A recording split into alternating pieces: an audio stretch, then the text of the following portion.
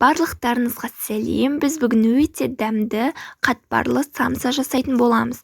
Ол өте қытырлақ әрі дәмді болып шығады. Менімен бірге болыңыздар. Ең бірінші жылы судың үстіне бір қасық тұз қосатын боламыз. Содан кейін жақсылап араластырамыз. Кейіннен кішкенеден ұн қосып отырып қамыр илейтін боламыз. Ұнымыз 500-550 граммдай қажет. Әр кезде әрқалай. Ұнның сапасына байланысты. Осылай қамырды илейтін боламыз. Қамырымыз өте жұмсақ не қатты болмауы қажет. Кейін оны дастарханға салып 10-15 минуттай ысатын боламыз. Яғни иі қанғанша илейтін боламыз. Одан кейін оны пакетке салып 20 минутқа бөлме температурасында осы жерге қойып қоямыз. Біз енді салмасын дайындайтын боламыз. Салмасына тартылған ет, картоп және пияз. Оларды өте осылай ұсақтап қылып тураймыз. Бір-бірінің үстіне салып, керегінше тұз және қара бұрыш себеміз. Және самсаға арналған дәмдеуішті де қоссаңыздар болады, өз еріктеріңіз.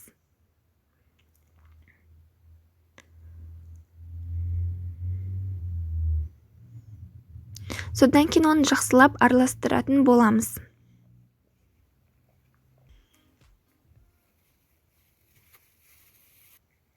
Жаңағы қамырымызды алып, осылай кішкене ұнмен себелеп, дәл осы 3 бөлікке бөлетін боламыз. Үшеуі теңдей бөлікке. Одан кейін оларды домалақтап, біріншісін жаятын боламыз.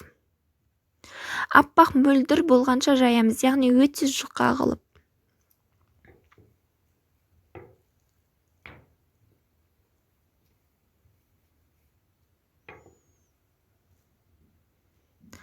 Жайғаннан соң оның үстіне маргарин немесе сары майды жағамыз. Мен кулинарлық кисточкамен жағып жатырмын, сіздер қолмен де жақсаңыздар болады. Одан кейін екіншісін тағы да жайып, екіншісін оның үстіне қоямыз. Яғни екіншісін үстіне қойған соң оның үстіндегісін де дәл солай майлайтын боламыз. Кейін үшіншісін де қойып, кейін барлығын рулет қылып ораймыз.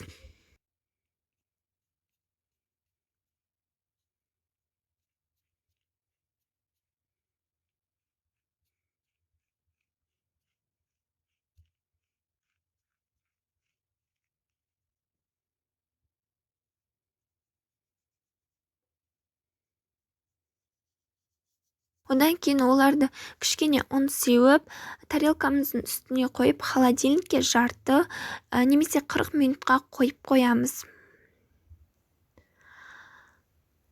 Жарты сағаттан кейін алып, оны бірдей теңдей бөлікке бөлеміз. Мен оны орташа самса жасау үшін осындай бөліктерге бөлдім. Кейін оларды осылай тура үстінен басатын боламыз. Сонда олар қатпарлы болып шығады.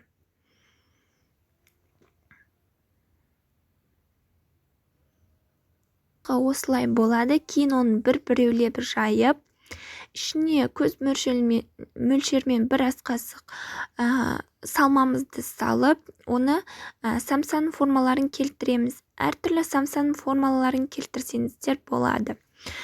Мен сіздерге қазір өте әдемі болып шығатын самсаның түрін көрсетемін. Оған екі самса, яғни осындай нені жайып, оның біріне фаршты саламыз көбірек қылып, кейін осылай жан-жағын видеода көрсетілгендей орап шығамыз. Сонда сіздерде өте керемет самса шығады, әрі ерекше.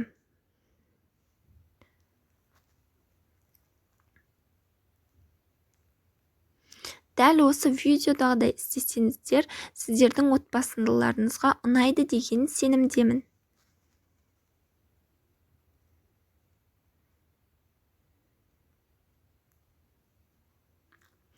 Енді барлығын осылай қалбымызға саламыз. Кейін оның үстін бір жұмыртқаны жарып, осылай барлығын кисточкамен жағып шығамыз.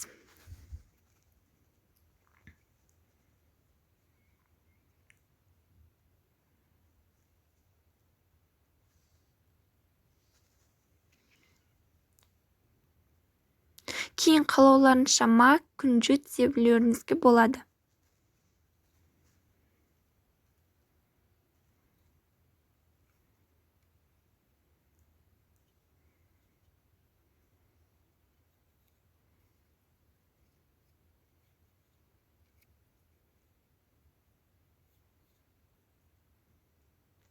Кейін осы самсаны 180 градуста қызарғанша пісіріп аламыз. Міне өте қытырлақ әрі дәмді самса шықты. Сіздерге жасауға кеңес беремін.